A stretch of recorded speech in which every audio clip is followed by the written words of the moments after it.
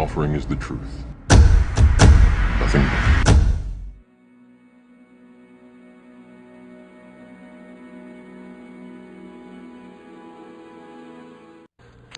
Individuality, the trademark of any artist, designer, or architect. Each desires a uniqueness to their creation, a quality that separates it from any other. Man naturally has this individuality, his fingerprint. There are 7.7 billion people on the face of the earth, and no two fingerprints are the same. Everything we touch or make contact with is branded with a small expressed image revealing to all who see it who was there.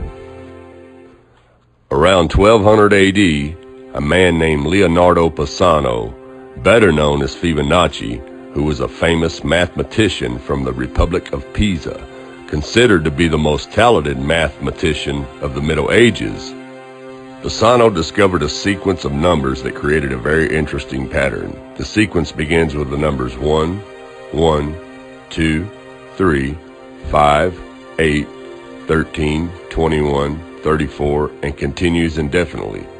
Each number is obtained by adding the last two digits together.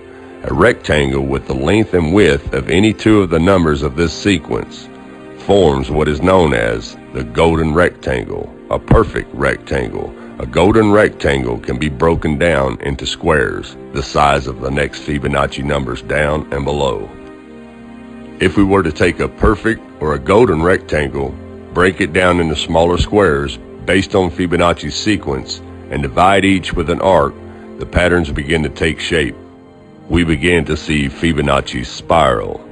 The spiral in and of itself is insignificant. Its importance is revealed in where we find it. Take, for example, the sunflower. The display of its florets are in perfect spirals of 55, 34, and 21, the sequence of Fibonacci. The fruitlets of the pineapple create the same spiral based on the sequence. The pine cone does the same. As currents move through the ocean and the tide rolls on to the shore, the waves that bring in the tide curve into a spiral that can be mathematically diagrammed onto a plot at the points 1, 1, 2, 3, 5, 8, 13, 21, 34, and 55. Buds on trees, sand dollars, starfish, petals on flowers, and especially the nautilus shell are formed with this exact same blueprint. With each segment of growth, the nautilus adds to itself one more value on Fibonacci's scale. This blueprint can be seen around us on a small scale every day. But the greatest example of all is directly above our heads. Even the spiral of the celestial bodies above us are formed with the exact design that the tiny shell is formed. This sequence or blueprint appears to be the trademark of a designer, a proof of a creator, something left behind, indicating the one who was there, a fingerprint. As we scan our universe, from the tiny flower to the celestial bodies above, we see the fingerprint of God. Now this mathematical sequence was discovered in 1100 AD, and it's been hidden from us. They do not teach you this in public school. Now I'm going to switch the camera around and show you how this works really quick. Okay, we start the sequence out with a simple rectangle, and then we make smaller rectangles within that rectangle. Okay, now here's the sequence. 1 plus 1 equals 2. 1 plus 2 equals 3. 2 plus 3 equals 5. 3 plus 5 equals 8.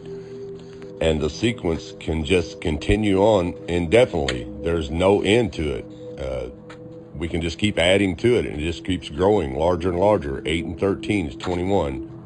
And you start your spiral going from the first number outward, and that is the Fibonacci sequence. And this simple little mathematical sequence proves that there's a creator. And there's a reason why the government would not allow this, well actually not allow it, they won't fund this sequence to be taught in public schools. even though it was discovered almost 1,000 years ago. There's a reason why they will not fund this mathematical sequence to be taught in school. For one, it proves there's only one creator, one fingerprint who created everything, because everything, every design created lines up with this sequence. And if they taught that in school, it would wake a lot of people up, and they'd be like, well, wait a minute. Everything on Earth has this same mathematical design, all the way down to our own DNA. You see what I'm saying? It would kill evolution theory, and it would kill the Big Bang theory. That's why this is not allowed to be taught in the public schools. It's time to wake up, people. All I'm offering is the truth. Nothing more.